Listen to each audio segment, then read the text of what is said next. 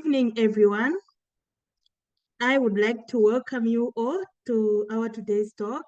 And this is our last talk on the World of Opportunities for Veterinarians Working in Wildlife Conservation series. And today's title is very interesting. The title of the talk today is Stethoscope and Safaris. I'm so excited to hear more about this and how it goes. So our speaker today is Dr. Mukami Ruoro, all the way from Kenya. And this lady is a senior veterinary officer for the Southern Conservation Area in Kenya. She does a lot of work, starting from treating animals. We're talking of small animals to the big, magnificent elephant. And today she will be sharing with us her journey into becoming a wildlife vet and the experience, what her job looks like, what her everyday looks like as a wildlife vet. So, ladies and gentlemen, help me welcome Dr. Ruoro. Dr. Ruoro, welcome, please. Thank you very much, Dr. Malanga. I'm very excited to be here tonight, and I'm very excited to share with you all my journey and what I currently do. So allow me to just go and share the screen, and then we'll get right into the presentation. Thank you for that intro, Stella. You're welcome. And as the doctor shares her screen, please feel free to type all the questions that you have. You know, this is the last talk that we're having. So if you have any question, type it in the chat. And at the end, you'll be given an opportunity to ask the question, or I will read it out for you. So I titled this talk, Stethoscopes and Safaris, my journey into the thrilling world of wildlife medicine. So just as what Dr. Malanga has said, I work in Nairobi, Kenya, but I work within the Kenyan landscape, not just in Nairobi. And I work as a wildlife veterinarian, treating various kinds of wildlife species, both in the area that I am serving, which is the southern area of Kenya, but also around the country where we collaborate with other veterinarians who also work for the Kenya Wildlife Service where I work. Right, so that's me. And a little bit about my background so that you understand where I'm coming from. That is school-wise. I graduated from the University of Nairobi in 2016 with a Bachelor of Veterinary Medicine. It's a BVM. And then I worked in a mixed practice clinic in Nyali, in Mombasa, that's at the Kenyan coast, from 2016 to 2019. And then I joined the Kenya Wildlife Service in April of 2019 as a wildlife veterinarian. So I just thought I should add something not too serious about myself. And some facts are, my top favorite mammals are the rhino, the one you can see on the top left. I love the giraffe. I love lions and I love pangolins. My favorite reptile is the African rock python, the one I'm holding down there. And this particular lioness that I'm holding in the middle of the photos was named after me. She's called Mukami. She was rescued from the southern part of Kenya, which is called Amboseli, a park called Amboseli. Her and her sister had been abandoned by their mom, and her sister had a really bad injury. So they were rescued by community members who took them to the Kenya Wildlife Service, rangers, and who then brought them to us in Nairobi for specialized care and treatment. And that is her on the bottom right. That's how she looks currently. She's about 10 months old now. She's very beautiful. And she was adopted by the Prince Aga Khan, and she now has the title Princess Mukami. Very lucky. So discovering my passion for wildlife, I was quite curious about the lives of wildlife, and I love to read anything I could get about them. My mom really encouraged my interest in animals, and you can see in the photo that I've put on the left, the photo above, that is me and my mom. I think I'm about a year old. And that is the Nairobi Animal Orphanage, where we take care of orphaned, sick, abandoned wildlife. And this is part of where I work today. So I found that very striking, that at that age, I knew nothing at the point, but this is where I am today. So along the journey in vet school, I sought out opportunities to work with wildlife. And I honestly used to think that wildlife in Kenya, that is, didn't go through any kind of treatment or intervention. But I'd see a lot of things on Nat Geo, and I thought, I don't think Kenyan wildlife really need veterinarians, until I went to vet school, and we have, after every year, first year, second year, third year, and fourth year, you go into what they call industrial attachment. And they leave it up to you to decide where you want to go, which I think is great, because you have a chance to experience different things and different fields. And I remember I missed the opportunity to practice at a local shelter, which is the KSPCA here in Nairobi. And they had already been fully booked by students, and I remember just walking, it's not a walking distance, but coming out of the public transport, and the stage where I come out to go home is the same stage that the Kenya Wildlife Service is right opposite. And I thought, maybe we could have a look and see if there are any opportunities for vets here. And literally, that is how I stumbled upon the veterinary department in the Kenya Wildlife Service. So I applied for an attachment, and I got a lot of experience there. Like I've written there, I got to see a zebra with a snare and how we treated that wound and removed the snare. I got to see a urethrostomy surgery, which honored orphaned elephants, which was just amazing. At the time, the only thing I was doing was gawking at the surgeons. Since I didn't know much, I was already in first year. And then we did a little bit of translocations here and there of animals within the captive facility.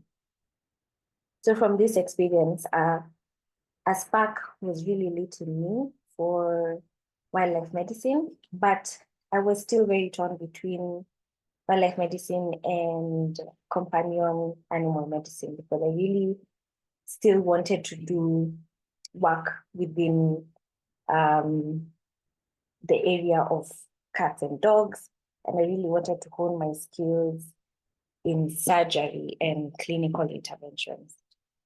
So if you remember with my background, I went to work in a mixed practice setup clinic. And this is where I was able to hone a lot of my skills on surgery and clinical interventions, and even laboratory work. So this came as a very big advantage into transitioning into wildlife medicine. Yeah, so we'll talk more about this as we go on. But I want to just explain the kind of work that I do. I know Sela said that we can do a day in the life. It's very hard to explain what happens in a day. No day is ever the same, and no day goes as expected. Today being one of those days. So one of the things that we do is wildlife rescue, or one of the things that I do is wildlife rescue and rehabilitation. I know you've had speakers who've taken you through this, and it's almost the same thing that we do, or I do, or carry out. But I'd like to bring in another angle of where we have animals that we rescue and rehabilitate, and that cannot be returned back into the wild. And we have three captive facilities that are managed by the government of Kenya. And these animals are then, they live out, their lives in these captive facilities, and their health and welfare is well taken care of. So this is to promote education, awareness for the Kenyan people, for the Kenyan children, for them to understand what conservation looks like, what even a lion looks like, before you even start telling them what conservation is. So another aspect of what I do is I don't know if this applies to most other countries, you let me know, is that most of our wildlife is not in protected parks or protected areas. About 68%, 69% of wildlife is outside protected areas. So they are free roaming, and we sort of kind of live in coexistence, but there are times when there's a lot of clashes between wild animals and humans in settlements, in communities. And like you can see in this slide, this is a lioness actually, right in the middle of a maize farm. You can tell that's not a protected area, right? And so what I do is I go in and dart the animal, pick them and take them back into a designated protected area, especially if it's an animal that keeps roaming in the area. We'll learn more about monitoring, and this is maybe using devices like collars, so that we can be able to monitor the movements of especially repeat offenders who leave the park or who tend to prey on livestock and things like that. So this is just an example of one case where we went in to pick the lioness, and you can see her at the back of the cruiser there, me and my colleague. And I have a short video of her release. Yeah, so you can see she was safely put into a cage and then transported into the protected area. This is the Nairobi National Park, one of the only parks, I think the only park in the city, in the world. Yeah, so that's her. Right. So some of the other work that I do is wildlife health emergency interventions. I like to call it this because it's very diverse, and it's very many things. It could be routine interventions, such as clinical intervention in captive facilities. Like I said, this is the point that we'll get into, where the surgical skills and clinical skills really helped. As you can see, this is involving a lot of skills. For example, up here in the left side, this is a team of experts who are all veterinarians. We're conducting health checks on semi-captive chimpanzees, and these chimpanzees are at Sweetwater Chimpanzee Sanctuary. This is in Laikipia. And then we were also conducting vasectomies on the male. This is because chimpanzees are not We don't find them here. We don't find them in Kenya, but these are chimpanzees that have been rescued either from along the way of traffickers, or have been abandoned by their owners, or have been rescued from captivity. So they live out their free lives out in the wild, in a semi-captive environment, because they come in at night and they leave their facility in the morning to go and forage and, you know, interact and socialize. So we do not want them to breed, as we do not endemically have them here. So this is one of the measures that we put in place. So we do both vasectomies and putting in implants in the female, but sometimes the implant might fail. So this vasectomy is like a double measure.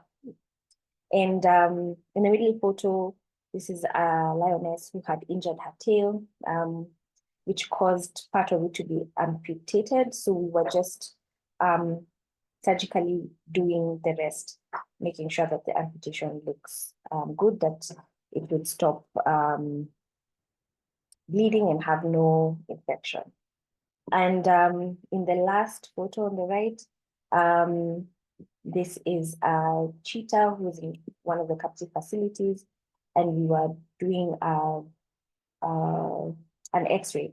As you can see, the abdomen looks quite distended, and this happened, I think, in a span of 48 hours. And my colleague came in. This is one of my colleagues, but he is a small animal veterinarian. And this is really good because we get to collaborate a lot.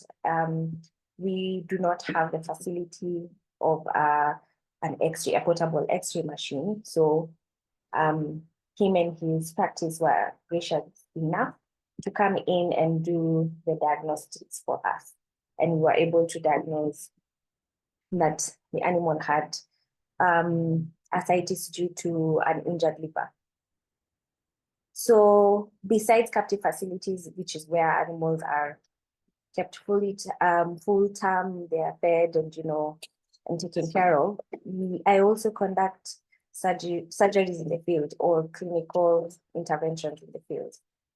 These two pictures are the same lion who was speared in a case of human-wildlife conflict. He had gone in to take someone's livestock, and they ended up spearing him. So they called us in, and you can see him working on a makeshift surgical table, him being part of the surgical table. And the instruments there, and I have an assistant. And literally in the field, you have to really improvise a lot of things. You learn a lot in school about asepsis and what you need to do, but in the field, you really have to try as much as possible to keep the area sterile and do your best with these animals. And what I've noticed is that they're very, very hardy. Sometimes I even wonder whether the sterile environment in a surgical clinic would help. Of course it would, but you know, I've seen animals go through not what I would call the very best, cleanest surgery or area. As you can see, we are on the ground, on the dirt, but they end up surviving and thriving, for that matter. Anyway, so we were able to do surgery on this male. Unfortunately, he did not make it. And this is because he had a through and through spear wound. I came in and I saw this wound, and I thought the first thing I needed to do was close it up because it was right into the chest cavity. So I focused my efforts there, but I didn't check on the other side, and apparently the spear had gone through and through, and so he had a lot of internal bleeding. Just as I put the last stitch in is when he took his last breath, and then we conducted a postmortem afterwards, and I realized, he probably never would have made it either way. But we try our best. Yeah. The picture below shows what is a cheetah that had been in a community in the, I don't even know how to call it. It's not a community, it's literally an estate, like a developed area, concrete everywhere. And we've never really figured out how he got there. But residents say that he was seen early morning and chased into someone's compound, and he went and hid in one of the sheds. So we went in to pick him up, and he was quite, he was very dehydrated and he was in a lot of shock. So this is me just giving fluids before we release him back. And this is the national park. So he got his fluids, and we stayed with him a while. He was able to wake up from the anesthesia unremarkably, and he lives his life in the park. He's seen often, and he was nicknamed Roy after the area that we got him. This is what I deal a lot with, which is snares and arrow wounds. These are definitely caused by human beings, and this is why we go in to intervene. People putting snares for bushmeat. So bushmeat hunting in Kenya is illegal, stamped as poaching. So we have these kinds of scenarios a lot. You see it a lot in different areas. And so we go in, immobilize the animal, and then cut off the wire, as you can see in that here. Treat the animal for the wound. And just like as I was saying, some of these wounds are really nasty, and you find the animal recovers so well. It's like nothing ever happened. They are so hardy. As for arrow wounds on giraffes, I find this the strangest thing, because, you know, giraffe don't, they don't really, what do I say? They don't really cause conflict in the way you would think other animals would cause conflict.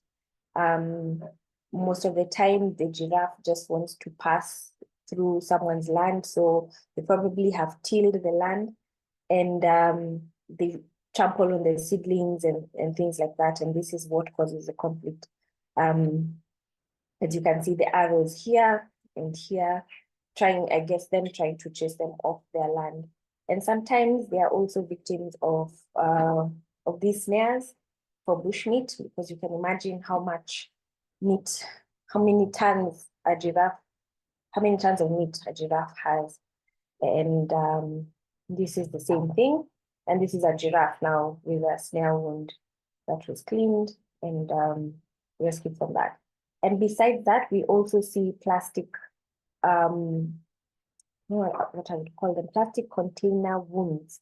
So in our parks especially, or areas where there's a lot of human settlement and there's wildlife walking about, they get themselves into like metal or plastic containers, and this grows onto their foot. This is this picture down here, and causes them a lot of pain. Sometimes even their foot amputates itself because of this tightening, as they grow with the metal or the plastic in there. Yeah, so just a caution about littering, you know, and proper garbage disposal. So I just wanted to share with you one of the first ever surgical field cases that I did on the first time I joined the service. I was so nervous, but I was able to to do what I needed to do. So I was called out for this pride of lions, and they said that they saw something sticking out of her bum. And you can see us there trying to locate the lioness. She gave us quite a run for our money. I thought she would just be fine sleeping like in this picture. That's how we found them, until she realized that we were after her. And we were able to get her. So this is what sorry, it was a him. This is what we got. We saw, and this is This is prolapse. You don't see this a lot. I haven't seen it since in lions in the wild, but I highly suspect maybe he had a dry meal, or he had a lot of intestinal worms that would cause him to strain this much for this prolapse to occur. So we quickly did a string suture, and you can see here he's looking good as new. And like I said, he was able to recover fully and is doing well. The other thing that I do is my wildlife management interventions. So these entail things like translocations. So for example, all the rhinos in our country are ear notched or will be ear notched. It's an ongoing process. So we have the black rhino ear notching and transmitter fitting exercises. So we do this on a regular basis to monitor these critically endangered species. As you can see here, there's a lot going on. In this photo on the left, top left, we're fitting in a transmitter in the horn. He's also getting in some oxygen, and we're doing monitoring of his vitals using a pulse oximeter, and the rate and depth of his breaths are being taken as well to make sure that we are monitoring the anesthesia. It's a hefty exercise. As you can see in the bottom left, there are so many people involved in this, and it is highly important that we work together as a team to be able to achieve the best outcome. And one thing I love about our team is that this is always achieved. So that's one of the management things, tools that we use to manage endangered species in our country. The other thing we do is translocations. This is for management of animals, as well as what? This is for management of animals who are causing issues in communities. Say, for example, this elephant, he was in a community, like I said, they leave the protected areas and walk into community lands, and essentially cause a little bit of conflict where they would prey or crop raid on people's crops, and we come in to translocate them back into protected areas. So we've got a video showing the immobilization process. So normally with that, using a chopper is the best outcome, so that we can also be able to drive the elephant where we need him to go. Say, for example, the one in question was right smack in the middle of the community. You can see houses around, but we have already driven him away from the houses before we decided to that. He's then loaded by a crane onto the back of the lorry crane, and then transported into the crates that you can see, the containers that you can see in the picture below. This is how they're transported to where they're supposed to be released. We also do black rhino translocations and white rhino translocation. These are done mostly to ease population pressure or introduce them in areas that they have previously been and maybe are not there anymore. With the thriving rhino population, we're finding that a lot of things, it's great, but we are also experiencing a lot of territorial fights, and the population pressure is becoming a lot on the land. So new spaces are being opened up for rhino, and this is great because then they can get to live out their lives in a protected environment. So that's just the rhino, excuse me, being released from the crates that you can see here.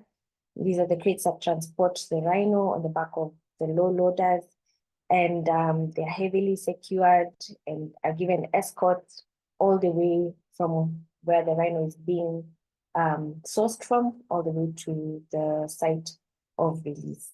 Some of the other work that we do is supporting research, and this is part of management, and also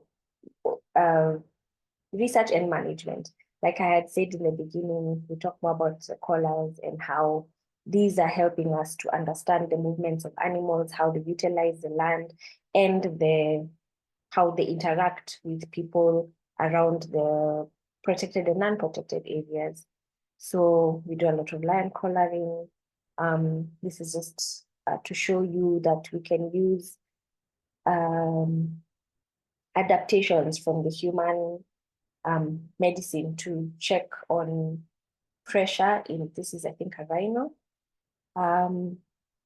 Another animal that we really are trying to understand how they're using the land and the environment around them is a giant pangolin. And this is the one that is in red here at the bottom. And as you can see, the one that I'm holding has a little tag already. This has been tagged for release, was rescued from traffickers, and now was released into a protected area and is monitored by tagging. When we talk about the first steps into wildlife practice, what are the challenges? I think the first thing for me was learning the new skills, such as immobilization. You learn this in school, but putting it in practice is something else. You learn about the different drugs, you learn how they work, but now you have to really put this into, this is where the rubber meets the road. So I just want to play you a video. So one of the things that you realize is not taught in school is, one, how to handle a dart gun and how to dispense the drug via the dart gun, by the dart into the dart gun and onto the animal. And even if you do, you think it is straightforward, that the animal will be there and you dart the animal and so on and so forth. But the reality of the matter is that this is what you encounter, not all the time, but I've learned with zebras and antelope, this is what happens most of the time. So you have to be adept in trying to do moving target, darting, and practice. And that is something that it's a skill that you hone over time. And it's a challenge because it's something that you don't realize that you need until you get there.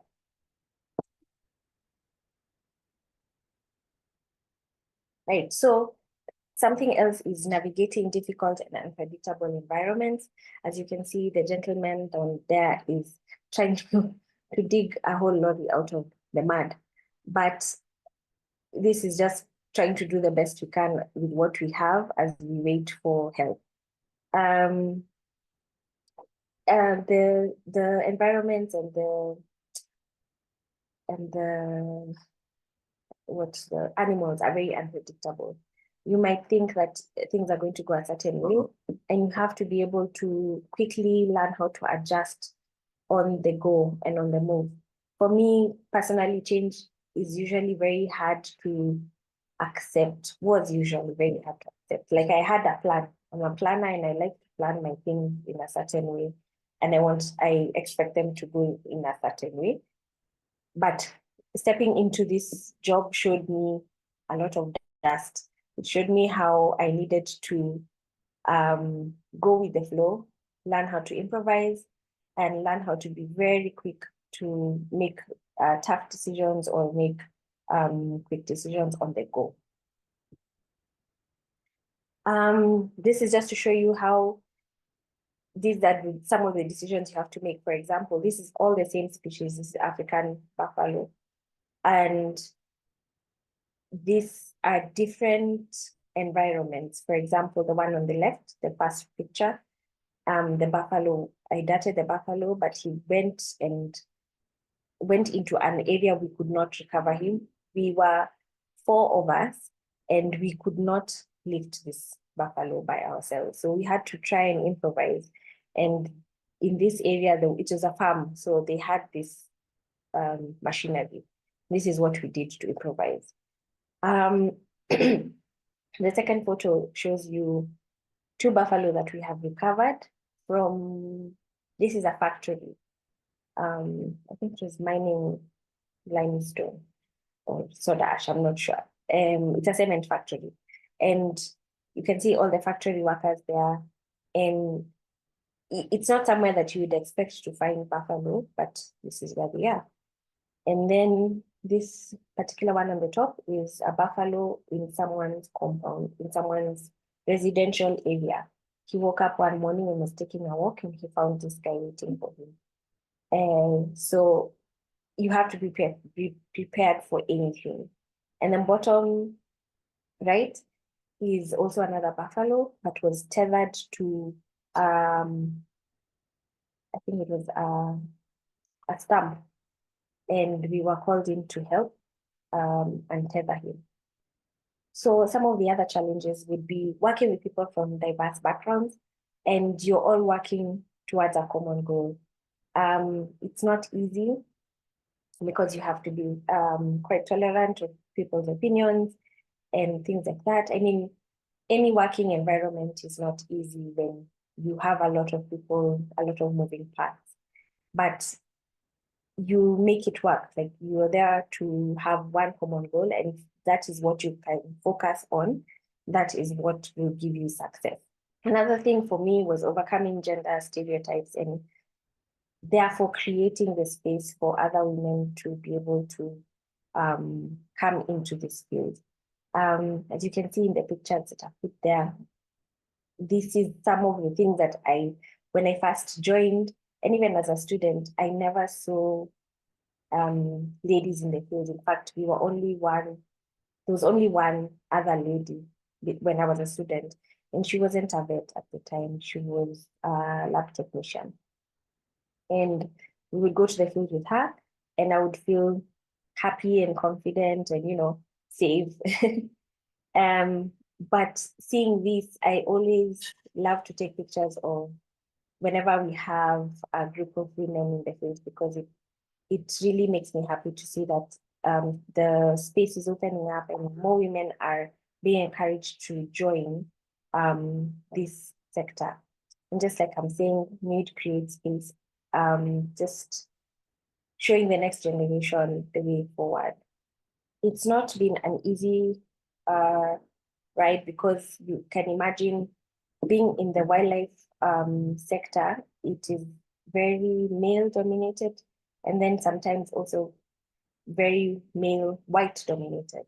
So as a Black female vet, you have very many hoops you have to jump through. Sometimes people don't think that you are able to do your work well. Maybe you don't believe that you have enough training or enough experience, and it doesn't help that you are a small-bodied person. Also, it's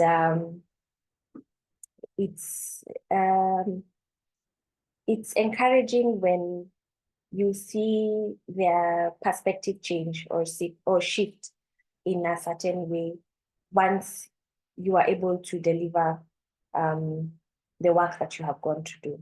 So these are the things that keep me progressing forward, because if you change just one person's perspective, then slowly by slowly, we are able to change a lot of people's perspectives, I think. Work-life balance. I don't know. I think there should be many TED Talks on this, but I don't think there's a balance. I feel like there are times that work will demand a lot of your energy, a lot of your time, a lot of your mental capability. And life, I don't even know why we say work and life, because work work is part of life, but I guess we mean work and home and family. And at the time, something would have to suffer, and sometimes it can be your family, it could be your friends. A lot of times that I have had to miss out on events, like a baby shower or a close friend's personal event or a birthday, because I'm in the field, because we go to the field for up to maybe 2 weeks at a time when we're doing, for example, the transportations or nurturing exercises.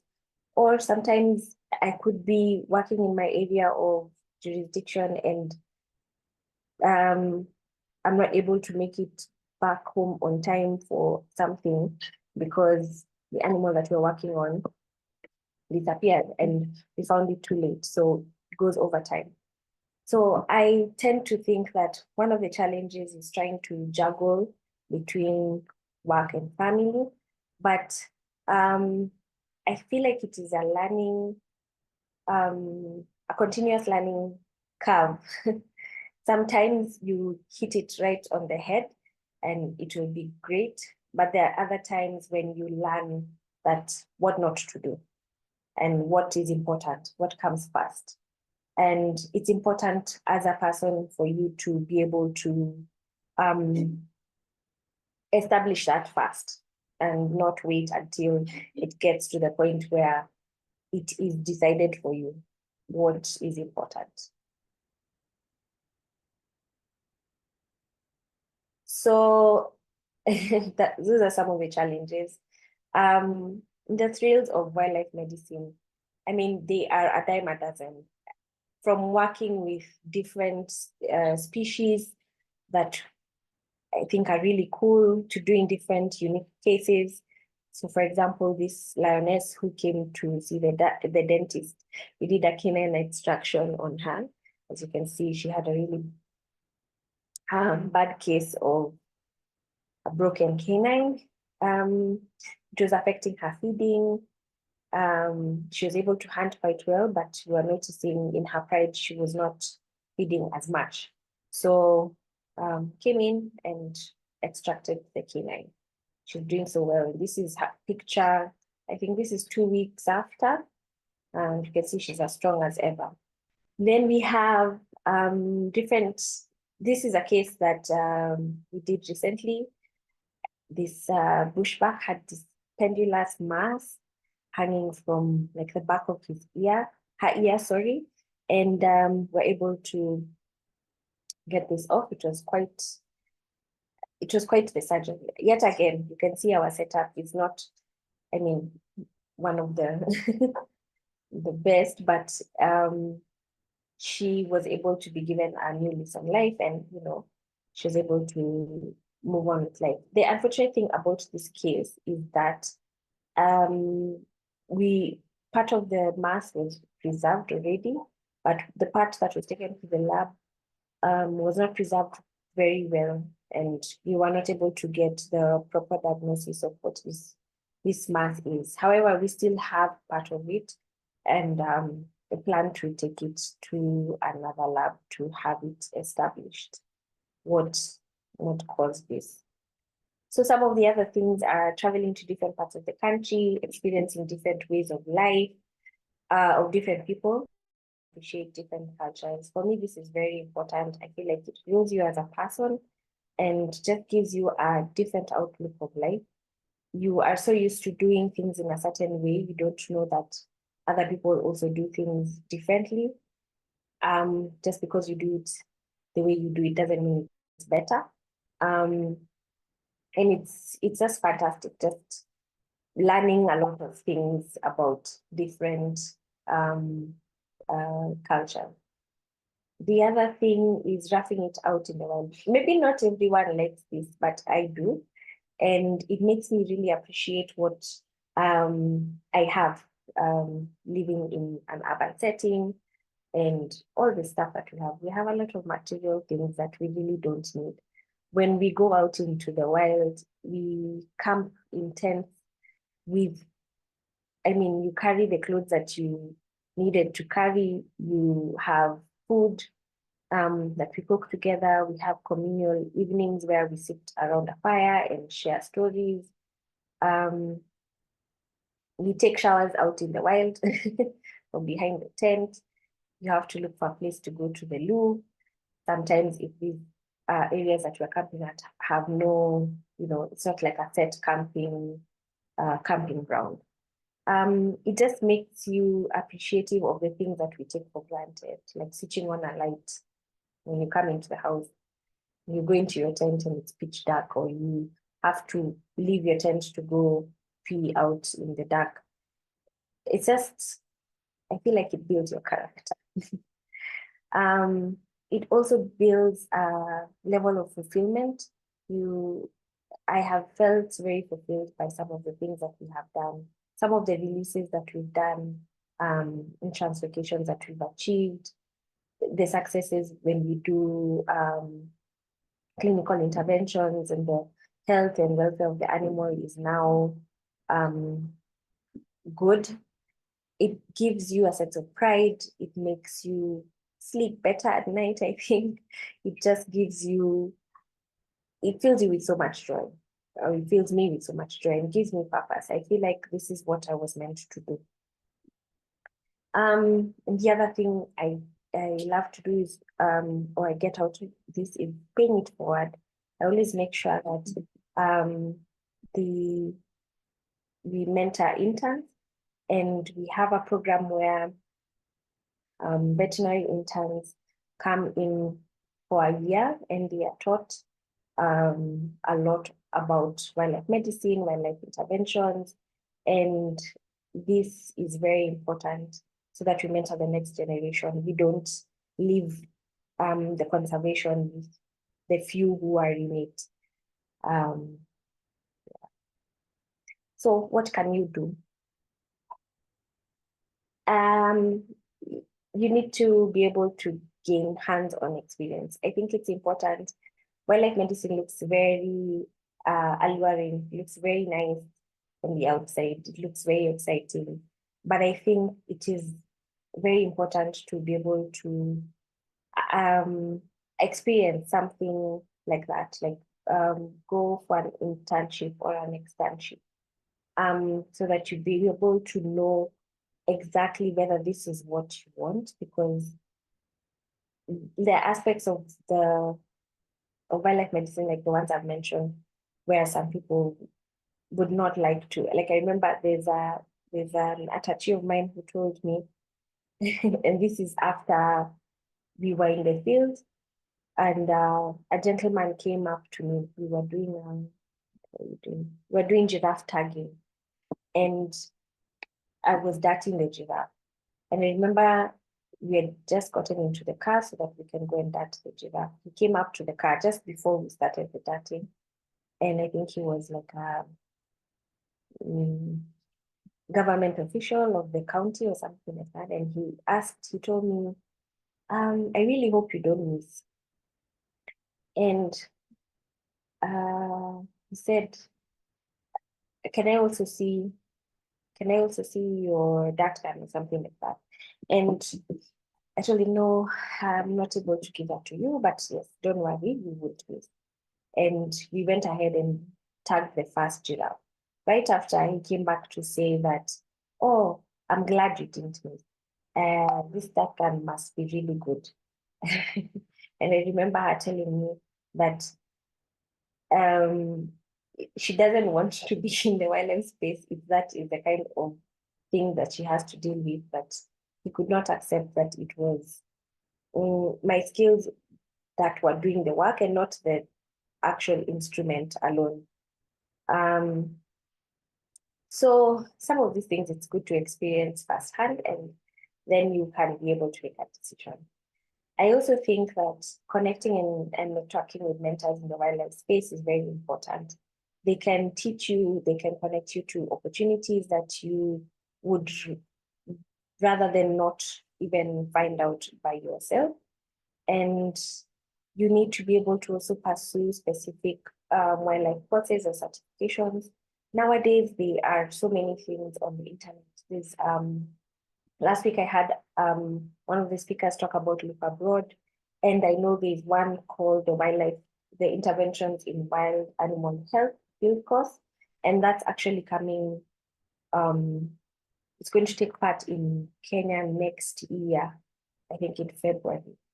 Such things, it's good to seek them out and try and be part of that, to give you some experience, to give you some insight as to what goes on in this field. I think also you can start small. You don't have to, go into the big leagues right away. Let your journey take you where it's going to take you. But have that initiative. See where you can volunteer at local wildlife initiatives or conservation organizations, and this helps you build up expertise and knowledge in the area of the area that we are in.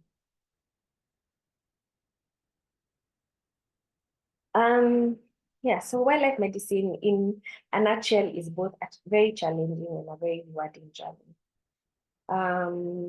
There's a lot of diversification in the field nowadays. You don't just have to be a vet. You can go into the field of research. As vets, I have met very many vets who are into researching a particular species. Like I said, sometimes I feel like I'm a bit confused because I love like 5 or 6 species, but you find people who are focused on the spotted hyena and go right in there and focus their energies on that species, and it's amazing.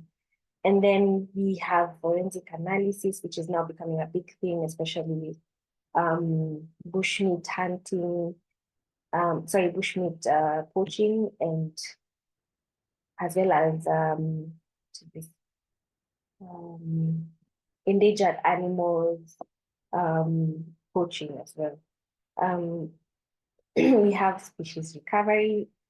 These are people who maybe run programs on one particular species, just as I was saying, instead of having a myriad of species that you attend to, you have one species that you focus on and focus on their recovery, such as the black rhino or the giant pangolin. I've met people in ecosystem health or landscape restoration, and they're vets. They coordinate programs, maybe like like the Gravy Zebra program, etc. I think we also need to remember to collaborate. I keep saying that you need to make your expertise accessible so that it can be impactful. You cannot keep it just for yourself or for the people around you. Collaboration is not always easy, but it is impactful because you are able to bring in a lot of ideas, experts, even just in diagnostics. For example, the colleague I showed you in the slides before, who's a small animal practitioner, but they deal with cats on the daily basis. Sometimes dealing with a myriad of species, you may forget some of the basic clinical presentations of some diseases or some conditions, or even just the resources that you have in the place that you're working at are not enough. So you collaborate so that you can be able to make this a wholesome conversation and wholesome conservation. So my parting word would be, you should explore, you learn and embrace diverse opportunities, especially in the wildlife sector, and even in any other sector that you put your heart and mind to. Thank you very much for your attention, and that is my email address. Should you wish to connect, you can do that there. Wow, Dr. Mukami, that was like an inspiration to all of us. Even me, your fellow vet, I'm inspired. Now you have won a soul into your field. Yeah. Thank you so much. You have covered a lot, and I think it's good that we had you as a last speaker because you have covered a lot of things and you have shown the practical part of it. And I believe it's not just me who have enjoyed, but even the students have enjoyed. Yeah. So now I won't talk much because I don't want to eat a lot of time for the student to ask their questions. So I would like to ask those who have questions to please raise their virtual hand, and you'll be given an opportunity to ask your question, to unmute and ask your question. As we wait for people to raise their hand, there are some few questions in the chat. And to start with, there is a question from Dr. Bridget Mnyarira. She's asking, do you accept volunteers? What can a person do to come and work with you? Yes, we do accept volunteers. We accept student volunteers. And how that works is you can send, we usually do it through what we call the training office. You send an application to the training office and you explain that you are a student who is seeking out an opportunity to work with the veterinary department or to gain experience in wildlife veterinary medicine. And then they give you a list of requirements. This is basics like, you know, your your identity, your passport details or your ID details, a letter from the school, a letter from your guardian or parent giving you consent to come to work, and insurance, indemnity, you have to sign an indemnity. And I think for international volunteers, they usually pay a small fee. This is because we keep the slots open for our Kenyan vets. So we only take a few international volunteers. But if you'd like more details, please shoot me an email and I will be able to connect you with the email address that you can send your application to. Thank you so much. And there is also another question from Kagiso Rafera. Kagiso, do you mind unmuting and asking your question? Oh, okay. My question in the chat, I was asking if ever, as a nature conservation student, can I venture into wildlife medicine? And if so, what are the stages I can take for me to venture in that? Okay. Sorry, I didn't hear the first part. You said you are what? He said he's a nature conservation student. Nature conservation. Okay. Yeah. Like I had said, wildlife medicine is quite diverse. I think the term medicine means that you sort of have to have like a BVM background, but like I had mentioned before in the slides where we have diversification, there is also research. So you can be working in wildlife medicine, but you are researching or working on a project on a particular species of animal, or even working with the vets or an organization to help restore land or an ecosystem for a particular species. So that is still wildlife medicine. Thank you so much. Kagiso, are you happy? Yes, I am happy. Thank you. You're welcome. Okay, so there is another question by Kimura Mdani. Yeah, Kimura, can you unmute and ask your question? I want to ask, what's the name of the case in the lion that has a red swelling in the anus? It was a It's rectal swelling. rectal prolapse. Yes. For what this happened? In the dry food or? Yeah. The reason for the prolapse I didn't understand fully.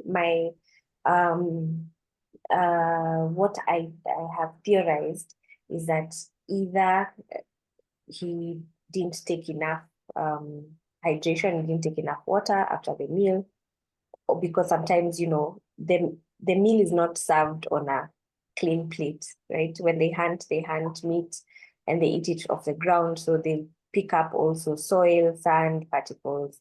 So maybe that caused the feces to be hard, and so he strained.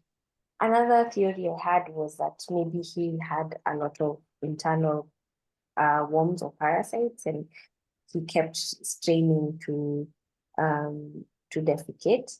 And this is why, of course, the primary cause is straining to defecate, but why is the theory that I'm trying to give.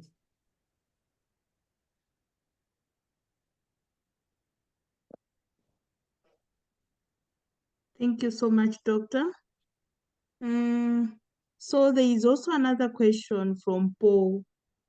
Paul, do you mind unmuting and asking your question? Okay. Paul, are you there? No. Okay, so I think read out its question. Sorry for interrupting, Sela. It's okay. Okay, so the question is, what measures have they put in place when it comes to law enforcement team, the game rangers, to minimize injuries through snares and arrow wounds? It seems it's a major challenge in Kenya. So what measures have they put in place? Yeah, thanks, Paul. That's a good question. So there are a lot of measures, different ways we tackle this. The first thing is on the ground, we have teams that carry out desnaring activities. So they have to go combine areas. Mostly it's the area with the most high risk areas that we've seen snares being put for these animals. So they go in, they comb the area for snares and they remove the snares. So we call that a desnaring exercise. And then the other thing is we have community rangers and wardens who go out into the community to try and sensitize the community about living in coexistence with these animals and how bushmeat hunting is, why do I call it hunting? Bushmeat poaching is illegal. And people who are caught with bushmeat are actually prosecuted. This is why we have a forensic lab here in Nairobi, in the headquarters, because then sometimes when people are caught with bushmeat, you have to then prove that this meat is bushmeat, right? Because they'll skin the animal, they'll just have the meat sometimes. And sometimes they have the skin on the animal and you can clearly tell this is a wild animal. So what we have set up is a forensic lab where samples of meat are brought in and they're tested against the samples in the database. So you can tell whether it's antelope meat, right down to what type of antelope it is. Is it an impala? Is it a grand gazelle? Is it a dik-dik? Things like that. Or is it a zebra or a giraffe? And once these results are out, they are given to the law enforcement officers who then prosecute the people. But yes, before we reach the level of prosecution, there's a lot of education that has been going on in the communities by the community rangers and wardens. So there's a lot of talking and a lot of action, but you see that sometimes people just revert back to the vices that they are used to. And we see this a lot, especially during the dry and the drought season. So there's heightened security around that time. Thank you so much. for that question, for that answer. And there is also a comment from Chiara who says, "You're doing an amazing job. Congratulations, especially for making it in a white dominant, male dominant wake." Yeah. So congratulations, Doc. Thank you, Chiara. Yeah, and also there is a question from Kimra. She says, "Do you give online courses, especially for common diseases or cases that you have treated? If you give courses, how can I register and how can I get more information about volunteering?" So I don't yet give online courses, but we do have what we call professional, continuous professional development things where we can have online sessions such as webinars where we have different veterinarians speaking about experiences in the field or a case in the field or diseases that they've come across. These are often advertised on our national board, which is the Kenya Veterinary Board, on their calendar. So we have different kinds of CPDs that are advertised. You can check it out.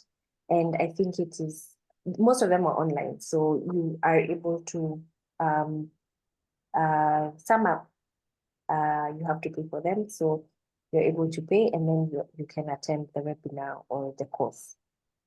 As for volunteering, I had spoken about this before. You would have to go through the training office. They require a few documents and signed documents from the school, from your guardian, and I think also international volunteers pay a small fee. But you can, I will put my email in the chat and you can reach out to me on email. I can send you like a breakdown or connect you to the office so that you can be able to make your application. Thank you so much for that. And there is also a question from my colleague, Maret. Maret, would you please unmute and ask your question? Oh, let me just, there we go. Hi. Hi. Thank you so much, first of all, for a brilliant talk. You are very inspirational and what you're doing is incredible. So thank you so much. I think everyone's asking about volunteering because what you do looks just so exciting. I just had a question about that lioness of the tail that you amputated. How does that affect her? Like, how would that, is that, because I don't know, would that be bad for her going back into the wild and not having her full tail? I'm just asking as someone who does not know anything. Yes, first of all, I think I should have mentioned that I think I did mention she was a captive lioness. Oh, so sorry. she's Okay. ability. But yes, it does affect a lot because they use their tail a lot to swish away flies. When playing with their pride mates, she has a pride mate in her enclosure as well. So you see, she's adapted to her short tail, but she doesn't effectively ward away flies, especially after defecating or when she sprays urine. And so sometimes she's prone to fly bites or fly strikes, which we have to then go in and treat.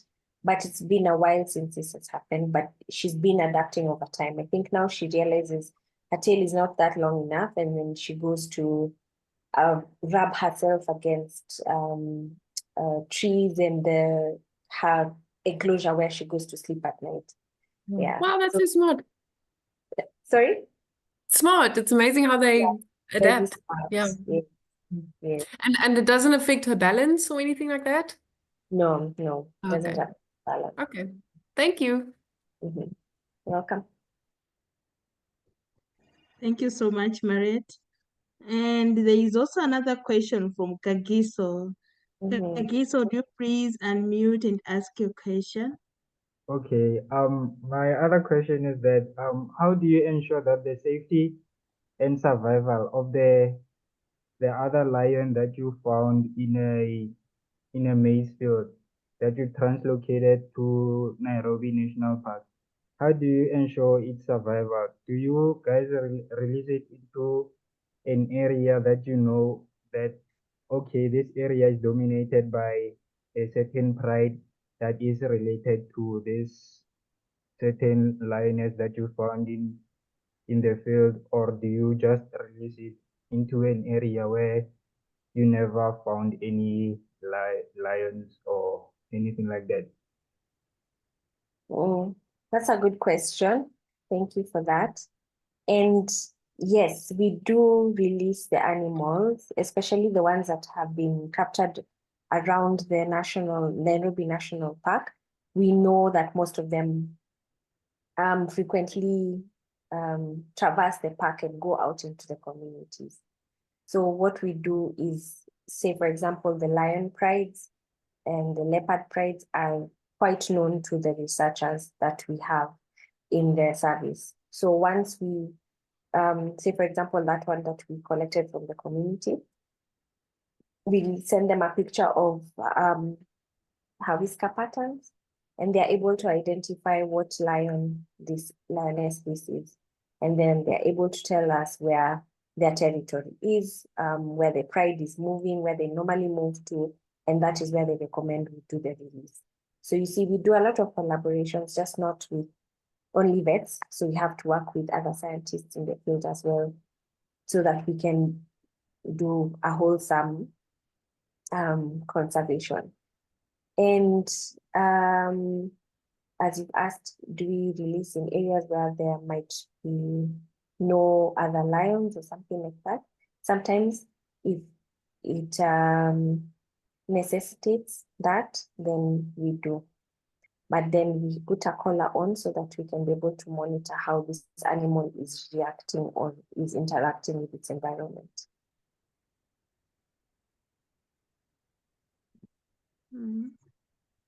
Okay, thank you so much, Doc. How we do.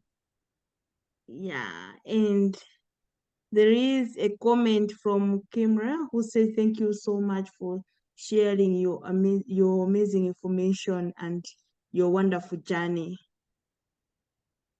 Thank you. Is there any other question? If you have a question, please raise your hand. Okay, so there is no any other question, so we'll end it here. So I just want to thank you, Dr. Mukami, for your time, for sharing your journey, and we could see your passion as you were explaining what you do, and you've really inspired us. And I think to the students also, they have been able to appreciate things that they haven't seen in the, like, most of them in Malawi, they haven't been exposed much. So they were able to see from your pictures, your videos, what actually they have learned in class. So thank you so much for that. And to the students, thank you so much. To the students, thank you so much for joining and for being very active, for asking all the questions. And I would also like to tell you about our talk tomorrow. Tomorrow we have another talk at 7, which is about important zoonotic diseases and how they are managed. And tomorrow we'll be specifically talking about anthrax. As we are speaking in Zambia, they have anthrax, and we have a speaker from Zambia who will be sharing with us how they are managing the anthrax there and the effect it has in humans and the whole world at large. And Maret has shared the link.